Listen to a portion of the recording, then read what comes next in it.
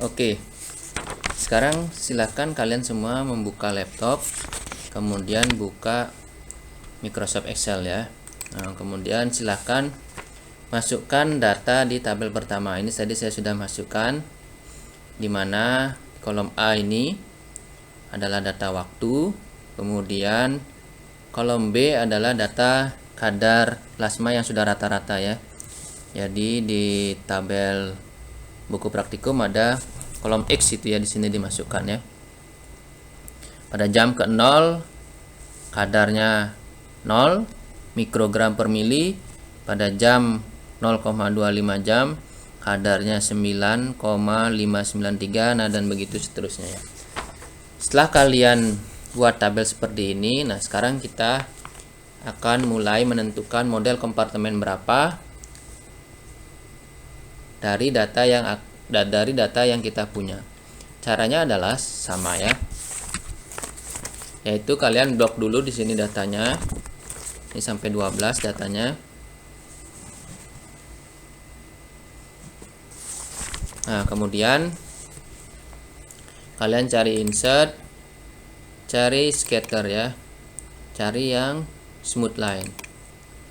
Nah, kemudian kalian sudah dapat nih grafiknya. Kemudian kalian cari, klik kanan dari grafik tersebut.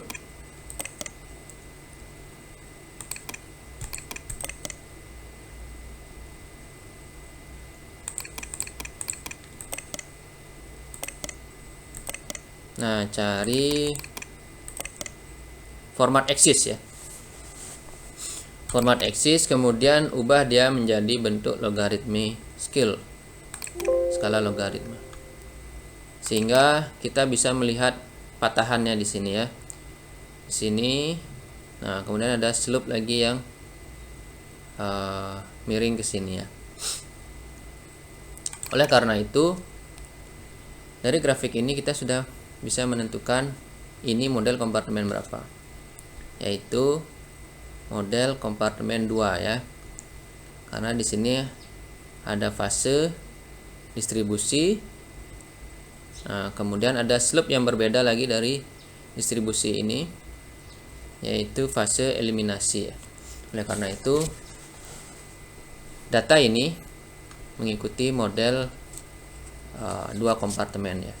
Nah, karena dia 2 kompartemen, sehingga rumusnya bisa menggunakan metode residual. Nah, ini sekalian bisa ganti ya judulnya ya, biar lebih keren. Misalnya model kompartemen.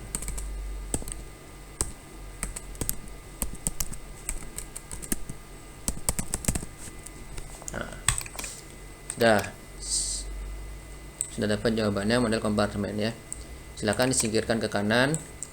Nah, kemudian untuk selanjutnya kita akan mencari persamaan parameter farmakokinetikanya ya, dengan metode residual. Caranya seperti apa? Nah, caranya adalah kita harus cari satu persatu ya, rumusnya tiap fase.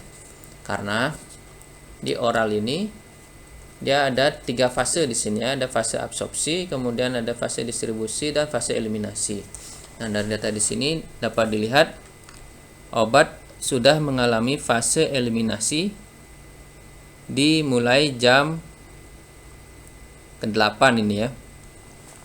Mulai jam ke-8. Nah, biasanya kita ambil 3 titik terakhir dulu ya untuk menentukan kurva terminal atau kurva eliminasinya di sini. Kenapa dikatakan eliminasi? Karena kadarnya sudah sangat kecil di dalam darah ya. Nah, oleh karena itu kita blok di sini. Sama caranya, insert, kemudian cari scatter, cari yang smooth line. Nah, kemudian kita klik pada garis datanya, add trend line, dan cari eksponensial. Kemudian kita tampilkan rumusnya dengan cara klik ini ya, tampilkan rumus, display equation, and then display R square. Nah, apa artinya? R square di sini artinya menandakan R square yang semakin mendekati 1, artinya rumus ini semakin dapat memprediksi atau semakin bagus jika digunakan untuk memprediksi kadar eliminasi. Nah, di sini R square adalah 0,9997. Nah, setelah dapat rumus ini, nah ini kita masukkan ya. Kita masukkan untuk nanti mendapatkan kadar residualnya. Di copy saja. Nah, ini bisa diganti ya. Judulnya biar keren ya. Kurva terminal.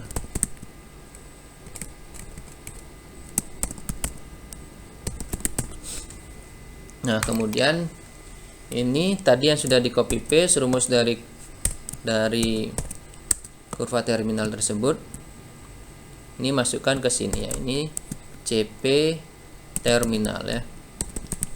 Kita beri judul CP terminal. Nah, kemudian sini kita masukkan rumusnya tadi ya. Dimana E di sini adalah eksponen ya. Eksponen. Sini eksponen. Kita ganti. Dan kemudian X di sini adalah waktu ya. Sini pakai waktunya. Ini mulai dari 0.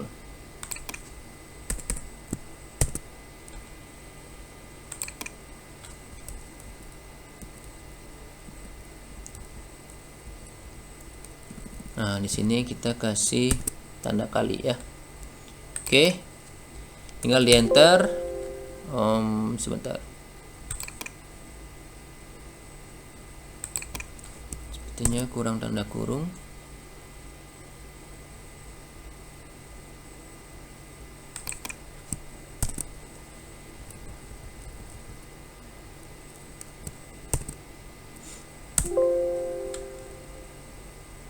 Oke, kurungnya kurang ya. Do you want to accept this correction? Nah, kalau kita ini Excel lebih pintar dari kita ya, bisa mengkoreksi sendiri. Nah, sudah didapat, nanti tinggal ditarik sampai ke sini ya.